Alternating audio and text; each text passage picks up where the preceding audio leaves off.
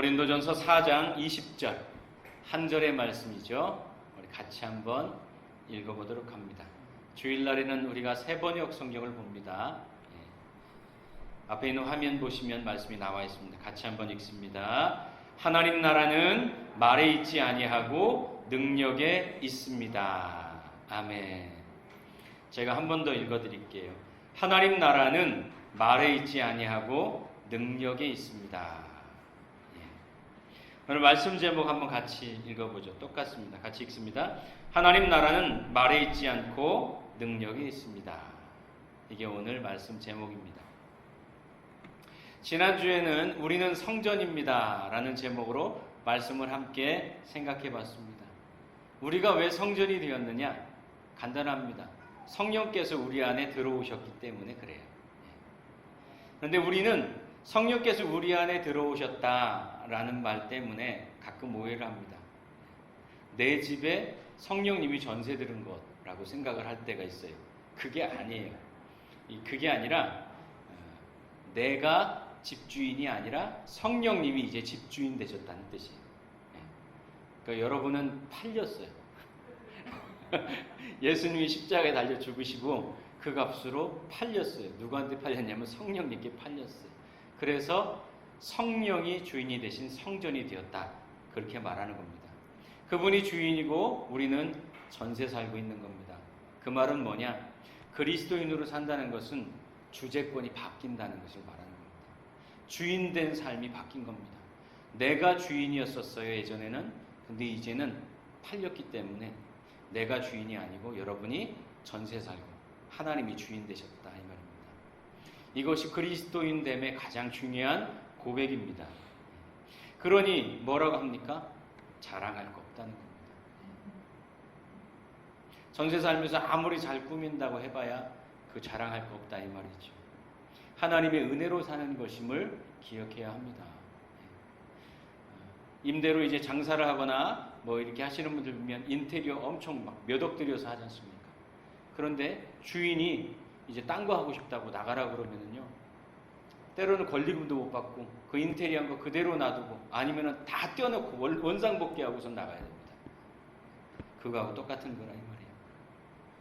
자, 그러면 그리스도인으로 사는 것은 뭐냐? 내가 주인 돼서 내 자랑으로 사는 삶이 아니라 하나님의 은혜로 감사하는 삶이 되었다는 거죠. 그래서 자랑으로 사는 삶이 아니라 감사로 사는 삶이 될 사람들, 그게 그리스도인입니다. 그러면 은혜로 감사로 산다는 것은 도대체 어떤 것일까요? 오늘 그걸 좀 생각해 봤으면 좋겠습니다. 은혜로 그리고 감사로 사는 삶은 어떤 것인가? 그것은 우리의 시각과 우리의 생각, 보는 눈이 달라지는 것을 뜻하는 겁니다. 어떻게 달라지느냐? 나를 보는 눈이 달라지는 것과 타인을 보는 눈이 달라지는 거예요. 그래서 먼저 나를 보는 기준이 어떤 것인가 한번 좀 살펴볼게요. 4장 1절에서 5절까지의 내용을 보면 바울이 그럽니다. 우리는 그리스도의 일꾼이다.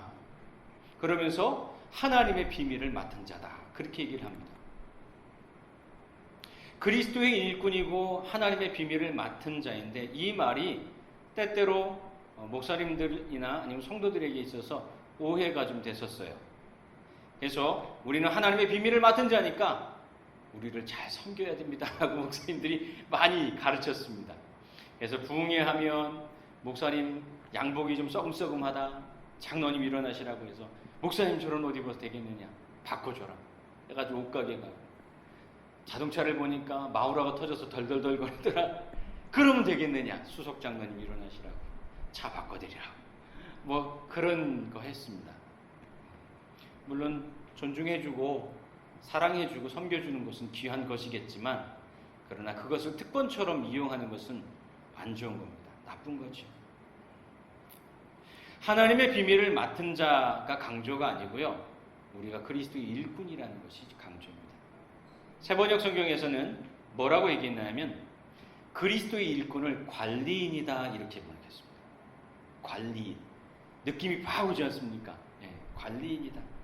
관리인은 중요한 사람이에요. 왜냐하면 재산을 관리하는 사람이니까. 근데 누구에게 중요하냐? 주인에게 중요한 사람이에요. 주인에게.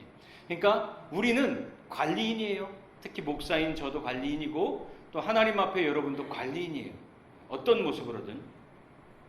그러니까 하나님 앞에, 주인 되신 주님 앞에 중요한 사람이에요. 그러나 관리인은 결정권이 없어요. 그러니까 내가 뭘 결정하고 내가 주인의 재산을 가지고 내 것인 양 쓰고 그러면 상이 없어요. 목사님들이 한때 능력을 받아서 하나님의 은사를 가지면 그것을 가지고 귀한 일을 했는데 어느 순간 그것을 자기 것처럼 사용할 때가 있어요. 그러면 하나님 앞에 칭찬이 없어요. 부끄러운 삶이 돼요. 관리인은 결정권이 없습니다.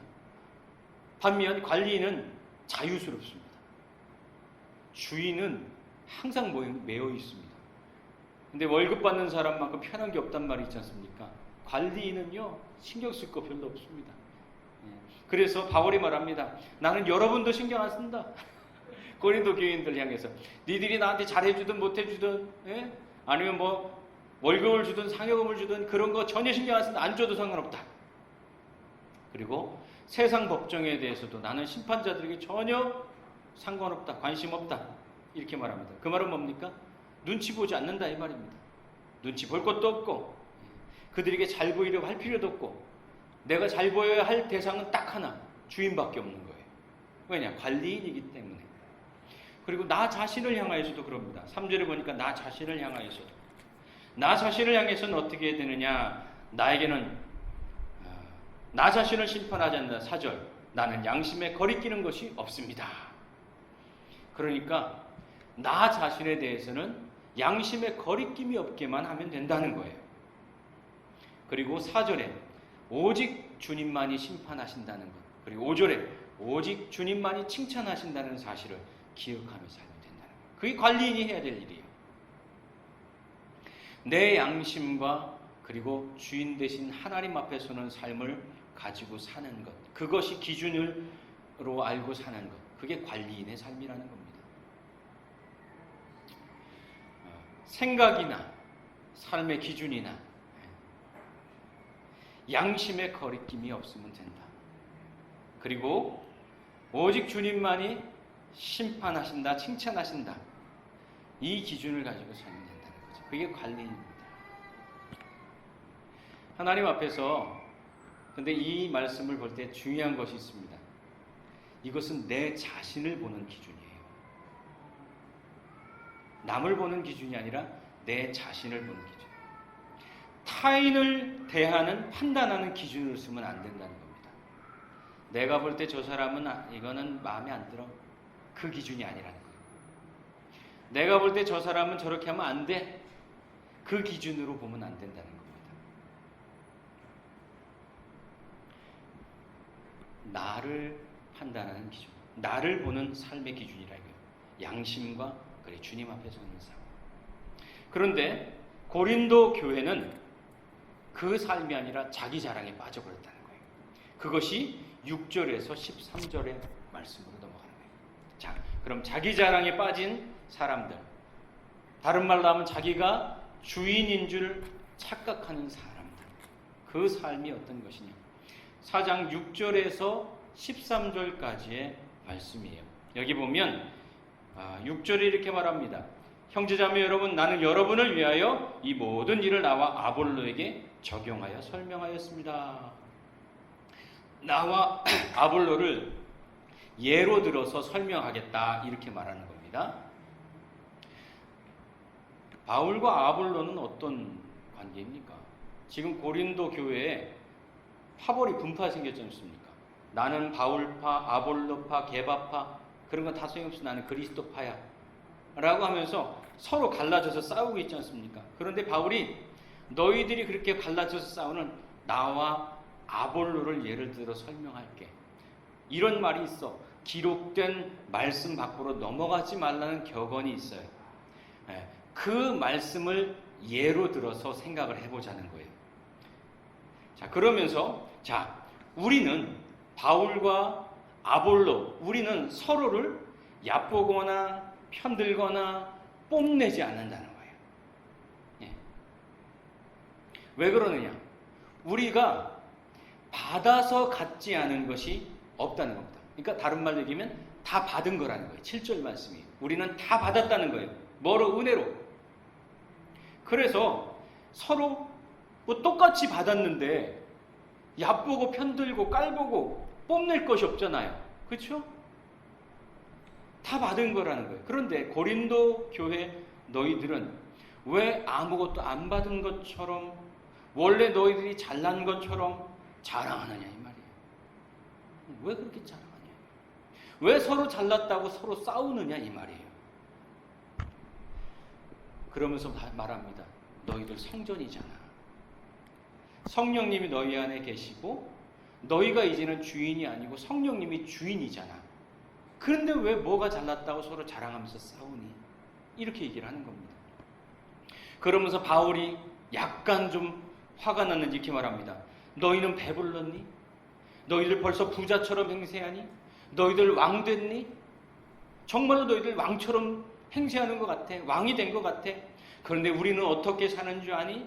우리는 사형수, 구경거리, 어리석은 자, 약한 자, 천대받고 줄이고 목마르고 헐벗고 얻어맞고 정처 없이 떠돌고 고된 노동을 하고 욕먹고 박해받고 비방받고 쓰레기처럼 버림받고 때로는 만물의 찌꺼기처럼 버려진 쓸모없는 존재처럼 그렇게 대우받고 우리는 그렇게 대우받고 그렇게 산다.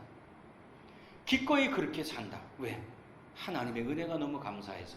근데 너희들은 배불렀니? 부자 되었니? 왕이 되었니? 라고 얘기한단 말이에요.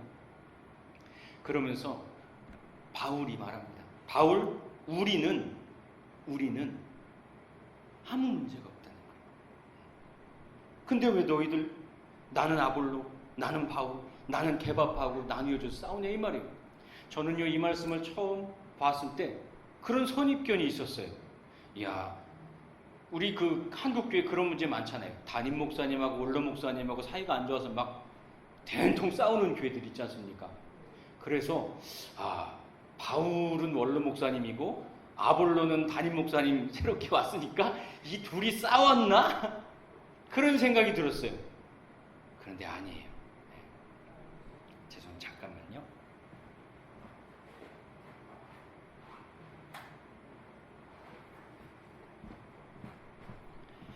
싸웠나? 그런 생각이 들었단 말이에요. 그런데 그게 아니에요. 바울은 말합니다. 우리 둘은 문제가 없다는 거예요. 우리들은 그저 여전히 그 삶을 살고 있다는 거예요.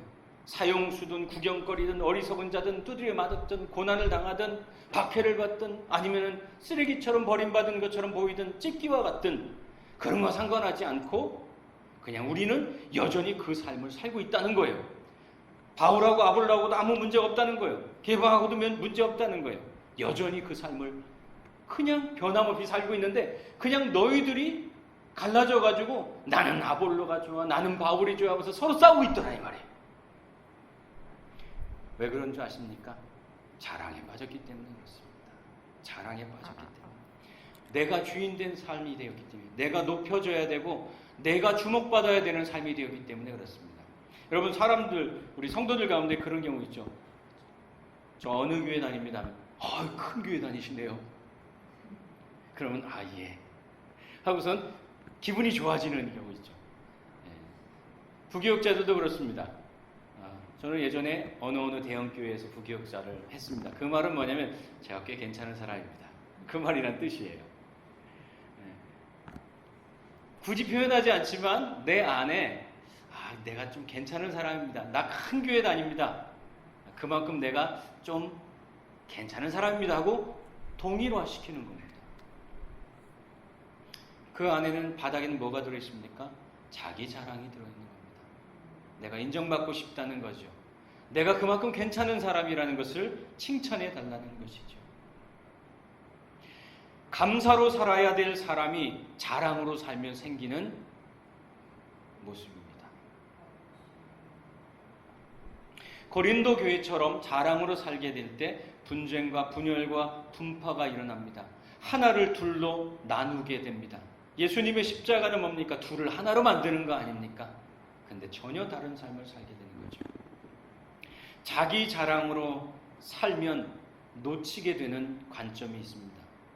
그것이 뭐냐? 하나님 앞에서 나를 보는 기준을 놓쳐버리게 됩니다. 양심껏 살 수 없게 됩니다. 왜냐? 자기 자랑해야 되니까 거짓말해야 됩니다. 내가 가진 것이 하나인데 10개를 가진 것처럼 보여줘야 됩니다. 양심껏 살 수 없게 되죠.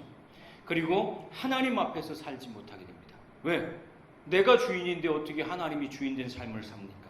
그래서 하나님이 심판하신다, 하나님이 칭찬하신다, 그 감사의 삶을 잃어버리게 되는 거죠. 두 번째, 그러면 하나님 앞에서 타인을 보는 기준은 무엇일까요?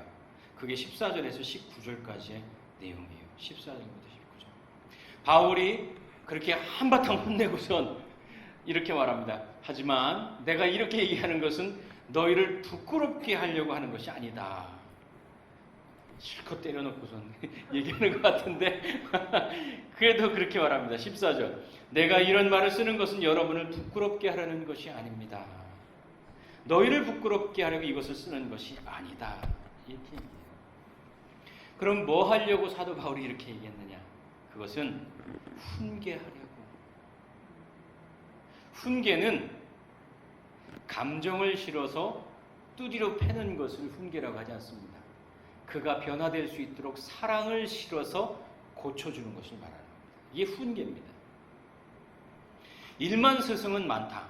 그러나 부모는, 아버지는 많지 않다. 그렇게 얘기합니다. 바울은 말합니다.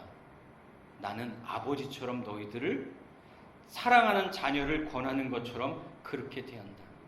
그 말은 뭐냐? 아버지는 자녀를 부끄럽게 할 목적으로 훈계하지 않는다는 거예요. 자녀에게 망신을 주고 다른 사람 앞에서 부끄러움을 주고 그런 아버지 없다는 거예요. 물론 못된 아버지도 있죠. 그러나 정상적인 아버지는 그렇지 않는다는 거예요. 그러면서 디모데라는 사람을 그들에게 보냈다 이렇게 말합니다. 보낸다. 왜냐? 디모데는 신실한 아들이래요. 어떻게 신실하느냐? 나를 본받았대요. 바울의 어떤 모습을 본받았을까요?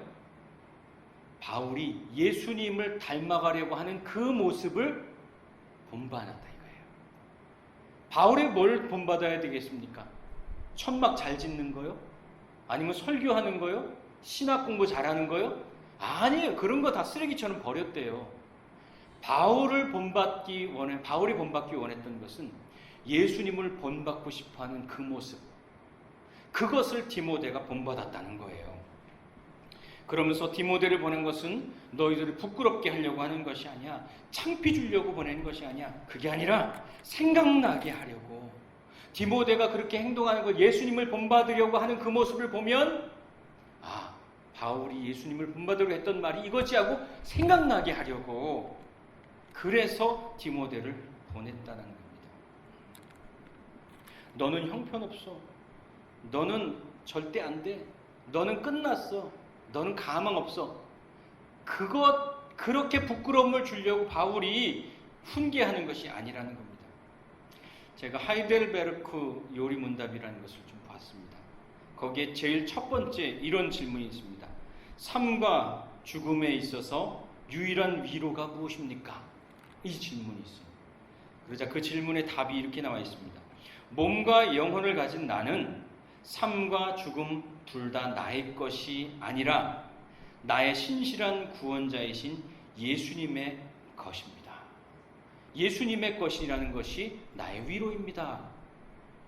삶도 죽음도 잘나도 못나도 깨지고 부서져도 형편없어도 실패했어도 넘어졌어도 바울이 정말 말한 것처럼 찌꺼기 같고 쓰레기 같아도 그러나 하나님이 내 삶의 주인이라는 것 때문에 위로를 받는다는 겁니다. 그 말은 무슨 말입니까?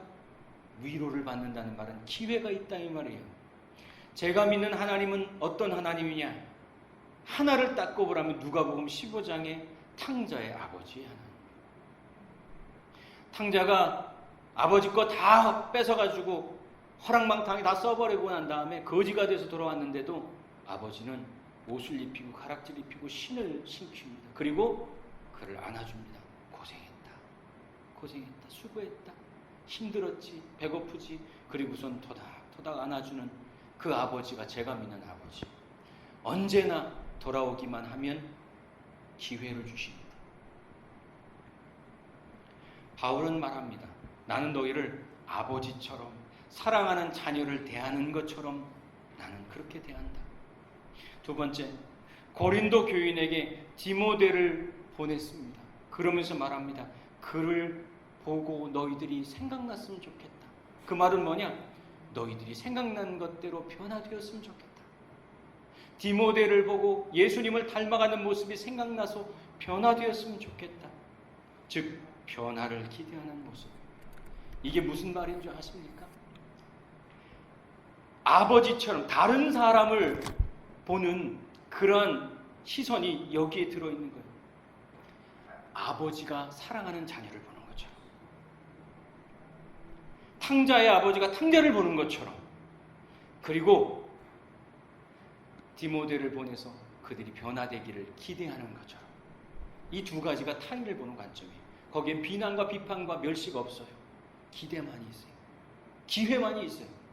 그럼 세 번째, 어떻게 살면 될까요? 오늘 본문 말씀, 하나님 나라는 말에 있지 않고 무엇에 있다? 능력에 있다. 말에 있지 않고 능력에 있다. 그러니까 너희가 하나님 나라에 속한 사람이 되었으니 뭐로 살아라? 능력으로 살라, 이 말이에요. 근데 처음 이 말을 들었을 때 저 되게 부담스러웠어요. 나는 말이 더 쉬운데 어떤 능력을 도대체 받아야 되냐. 그래서 한때는요, 은사와 능력과 기적을 구하는 사람이었습니다, 저는. 그래서 한때는 뭐 귀신도 쫓아내기도 하고, 병든 자에게 기도하니까 가끔 낫기도 하대요. 예. 그래서 그런 능력인 줄 알았습니다. 그런데 오늘 본문을 잘 살펴보니까요, 하나님 나라는 말이 있지 않고 능력이 있다는 이 본문 말씀은 누구에게 하는 말이냐? 교만한 사람들에게 하는 말이었어요. 고린도 사람들 가운데 너희들 교만해졌느냐, 왕 됐느냐, 부자 되었느냐, 이제 배불렀느냐, 한껏 교만해져서 너희들 입으로만 사느냐, 허풍으로 사냐, 그 말이었어요. 그 말은 뭐냐? 교만한 사람들의 말은 자기를 위한 말을 하는 사람들이에요. 그 말은 허풍이고, 허풍은 자기 자랑입니다. 자기 자랑. 나를 더 띄워서 낮게 보여주기 위해서 하는 거죠. 하나님 나라는 그 말에 허풍이 있지 않다는 거예요. 그러면 능력은 뭘까요? 능력은 은사도 기적도 영험함도 신비한 지식도 아니에요. 고린도 교회는요, 아이러니하게 신약 교회 중에서 은사가 제일 많이 나타났던 교회가 고린도 교회예요. 그 능력으로 얘기하자면 고린도 교회를 따라올 교회가 없어요. 그러면 바울이 말하는 능력은 뭐냐? 삶이에요. 말이 아니고 늘 말로 다 립서비스하고 때우고 말로 다 하는 것처럼 하는 그 말 말고 삶이래요. 삶. 바울이 고린도 교회에 보고 싶은 능력은 말이 아니고 삶이래요. 디모데가 바울을 본받아서 신실한 자녀처럼 보이는 것처럼, 변화된 것처럼 고린도 교회 너희들도 너희들이 말하는 것이 아니라 삶으로 변화돼서, 여러분도 그렇고 저도 그렇고 살면서 잘못됐는데, 그렇게 살면 안 되는데, 고쳐야 되는데, 이게 맞는데, 그런데요, 바울은 말하는 거예요. 그런 말 하지 말고 그런 삶을 알고 있다면 말이 아니라 삶으로 보여줘라. 그렇게 살면 안 되면 그렇게 살지 말아라. 그렇게 하면 안 되는 것을 알면 그렇게 하지 말아라. 그게 능력이라는 거예요. 그 삶을 살아내는 것이 능력이라는 거예요. 바울은 그 능력을 보여달래요. 어떤 삶일까요? 첫째, 나를 바라볼 때 양심에 따라서, 그리고 하나님이 기준인 하나님 앞에 서는 삶으로. 하나님이 심판하신다, 하나님이 칭찬하신다, 하나님 앞에 하나님이 심판하고 하나님이 칭찬하신다라는 그 기준 앞에 서면은요, 다른 사람 판단할 일이 없어요. 하나님 앞에 내가 서 있는 걸요, 정신없죠. 하나님 앞에 하나님이 심판자로 서 계신다는, 양심과 하나님 앞에 서는 삶이 기준일 때 예수님의 정신을 방향으로 살아가는 삶이 되었을 때 부끄럽게 하는 삶이, 부끄럽게 만드는 삶을 살지 않게 되는 겁니다. 너를 향한 기준입니다. 어떻게 해요? 아버지처럼. 여러분이 서로를 대할 때 아버지처럼 대하면 싸움 안 일어납니다. 제가 옛날에 큰 교회에서 사역을 했습니다. 큰 교회 사역을 했는데 워낙 많은 사람들이 있다 보니까 사람들이 말이 많아요. 목사님 설교 잘합니다도 있지만 목사님 이런 설교 하지 않았으면 좋겠습니다. 그런 것도 있고요. 때로는 교수님도 있고 의사도 있고 변호사도 있고 그렇습니다. 그러면요 어린 전도사가 다리가 후들후들거립니다. 그래서 제가 올라갈 때마다 제 속으로 되뇌었던 말이 있습니다. 저 사람은 내 아들이다. 저 사람은 내 아들이다. 그러면서 올라가서 설교를 했어요. 그런데 희한한 것은 그 마음으로 설교하면요 마음이 편안해져요. 아버지처럼 자녀를 대하듯이 사랑합니다. 그리고 또 하나 변화를 바라면서, 여러분 마음에 안 드는 사람 있죠. 그렇죠? 나를 힘들게 하고 실망시키는 사람이 있어요. 근데 그를 향해서 우리는 너 그렇게 살면 안 돼. 너 그따위로 살면, 우리는 그에게 막 화살을 쏘아대고 바늘을 찔러대죠. 그러지 말라는 거예요. 그게 아니라 그를 부끄럽게 하지 말고 변화를 기대하라는 거예요. 하나님이 함께 하시니, 하나님이 사랑해 주시면 변화될 거야 라고 기대만 해주라는 거예요. 한없는 사랑의 눈으로 기대만 해주라는 거예요. 저는요 살면서 저도 다른 사람을 실망시킨 적이 있고요, 그 기억이 때때로 떠올라서 너무나 괴로울 때가 많아요. 반면 나를 실망시키는 사람들도 있어요. 그런데요 제가 이 본문을 보면서 깨닫게 되었어요. 우리에게는 실망할 권리가 없어요. 기대할 의무만 있어요. 실망할 권리 없어요. 그냥 기대하는 의무만 있어요. 그것이 우리에게 오늘 본문이 가르쳐주는 삶의 태도예요. 왜 그렇습니까? 하나님이 심판하고 하나님이 칭찬하시니까. 내가 주인이 아니고 내가 책임지는 것이 아니니까. 왜? 우리는 관리자니까. 관리자예요, 관리자. 성전 관리자. 아시겠죠? 성전 관리자. 여기 제 아들이 앉아 있습니다. 제 아들이 그 춘기 다니고 있는데, 요즘 전국 용접 기능대회라는 것을 나가게 되어서 매일매일 밤 9시, 10시까지 학교에서 연습을 하고 있습니다. 근데 저는 이 용접하는 것이 눈에도 안 좋고 또 힘들고, 그러니까 제 마음에 안 했으면 좋겠다라는 얘기들을 계속 했어요.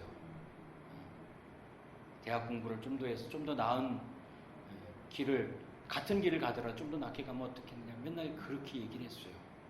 근데 아내가 그러더라고요. 승환이가 학교에서 지금까지 춘기에서 정말 많은 그 사람들이 이 기능대회를 나갔겠죠. 근데 제일 잘한다고 선생님이 그랬다는 거예요. 그 학교에서 1등이래요. 용접 제일 잘한대요. 그러니까 너는 무조건 무슨 자격증 시험하면 합격한다는 거예요.